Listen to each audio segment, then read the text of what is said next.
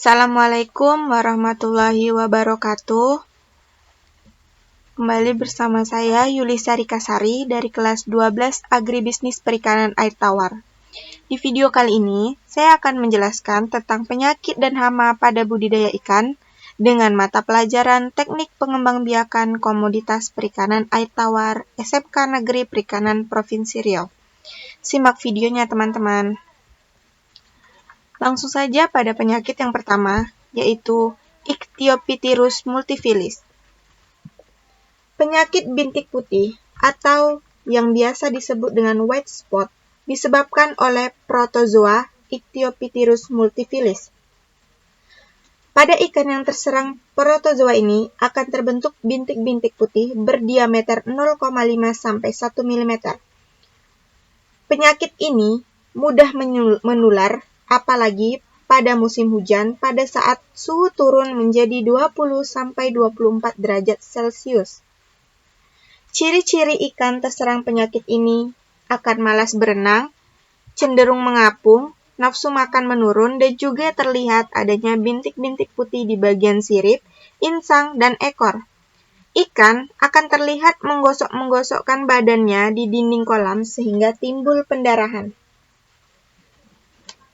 Cara pengobatannya, yang pertama, kita dapat menaikkan suhu kolam menjadi di atas 28 derajat Celcius. Ikan yang terserang penyakit diberok di dalam air yang mengalir, atau bisa melakukan perendaman dalam larutan garam dapur pada konsentrasi 500 sampai 10.000 ppm, tergantung jenis dan umur ikan, selama 24 jam. Dilakukan pengulangan setiap 2 hari.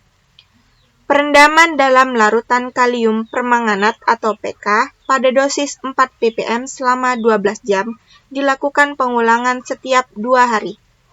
Perendaman dalam larutan akrilafin pada dosis 10 sampai 15 ppm selama 15 menit dilakukan pengulangan setiap 2 hari.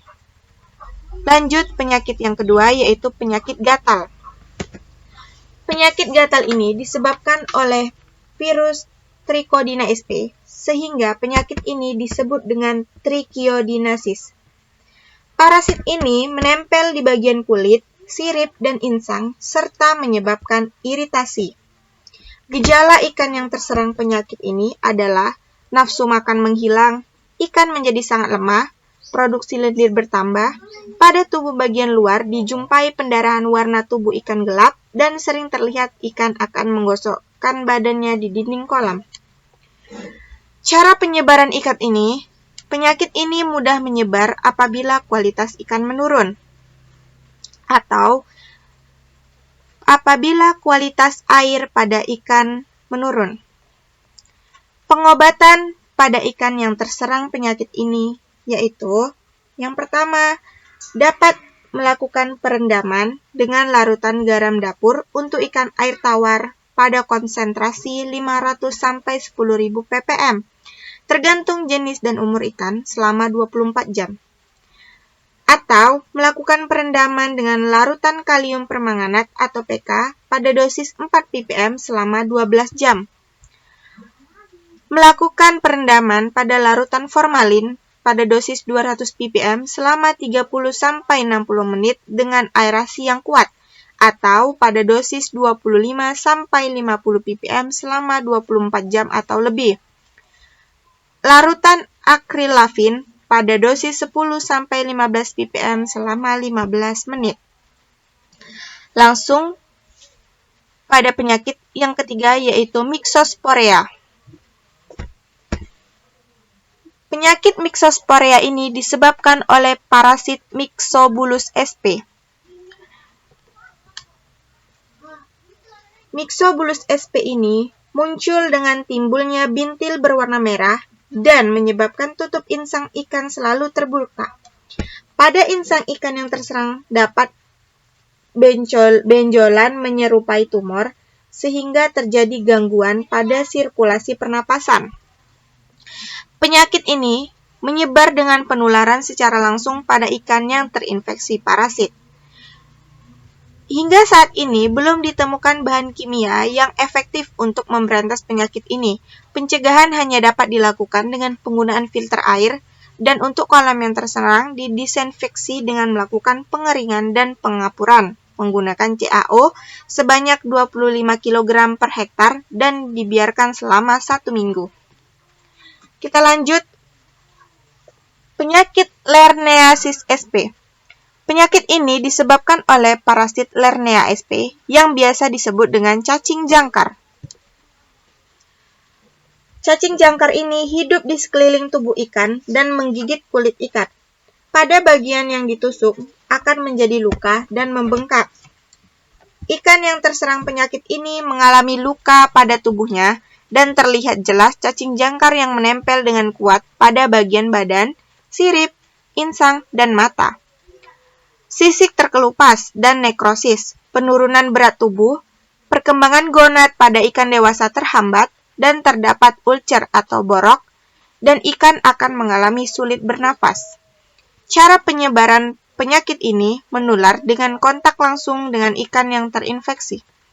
Pengobatannya dapat dilakukan dengan cara yang pertama, yaitu pengendapan dan penyaringan inlet dan outlet, pemusnahan ikan yang terinfeksi, dan pengeringan dasar.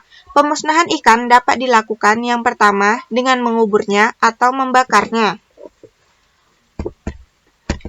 Perendaman dengan larutan formalin pada 250 ppm selama 15 menit, larutan abate pada dosis 1 ppm untuk akuarium dan 1,5 ppm untuk kolam. Larutan diklorfos 0,2 mg per liter selama 24 jam atau lebih, setiap minggu selama 4 minggu berturut-turut. Lanjut, penyakit Argulus. Argulus menyerang dengan menggigit inangnya dengan rahang, kemudian melepaskan sengat pada luka gigitan. Penyakit ini disebabkan oleh parasit Argulosis atau biasa disebut dengan kutu ikan. Ciri-ciri ikan terserang Argulus yaitu terdapat iritasi akibat gigitan dan racun yang diinjeksikan, kehilangan keseimbangan, dan melompat-lompat keluar air. Ikan sangat kurus karena disengat dan dihisap darahnya, produksi mucus berlebihan, sisik terkuak dan kadang-kadang terlepas, muncul titik darah di bekas gigitan, rongga tubuh berisi cairan kekuningan, kulit pecah dan borok, serta ikan menggosok-gosokkan tubuhnya di dinding kolam. Cara penyebaran Argulus, penyakit ini menular dengan kontak langsung dengan ikan yang terinfeksi atau terbawa oleh hewan pengganggu lainnya.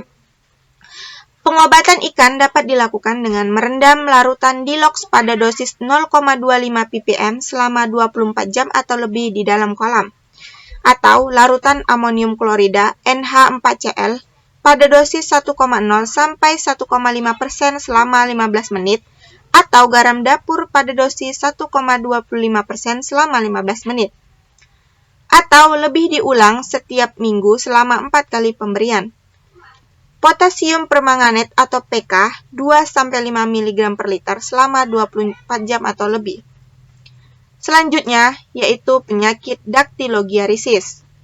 Penyakit ini disebabkan oleh Dactylogirus sp yang tergolong cacing monogenca. Ciri-ciri ikan terserang penyakit ini yaitu ikan menjadi kurus, kulit menjadi pucat, terdapat bintik-bintik merah, dan kulit terkelupas. Ikan megap-megap seperti kekurangan oksigen, dan ikan sering menggosok-gosokkan badannya pada dinding kolam. Penyakit ini mudah menyebar apabila satu ikan yang terinfeksi virus ini masuk ke dalam satu kolam budidaya lainnya. Cara pengobatan dapat melakukan perendaman dalam larutan NaCl 12,5 sampai 13 gram per meter persegi, atau larutan formalin 40 ppm selama 24 jam dan metilin blue 3 gram per meter persegi selama 24 jam. Demikian materi yang dapat saya sampaikan mengenai hama dan penyakit ikan pada budidaya ikan air tawar. Semoga dapat menjadi ilmu untuk teman-teman semua.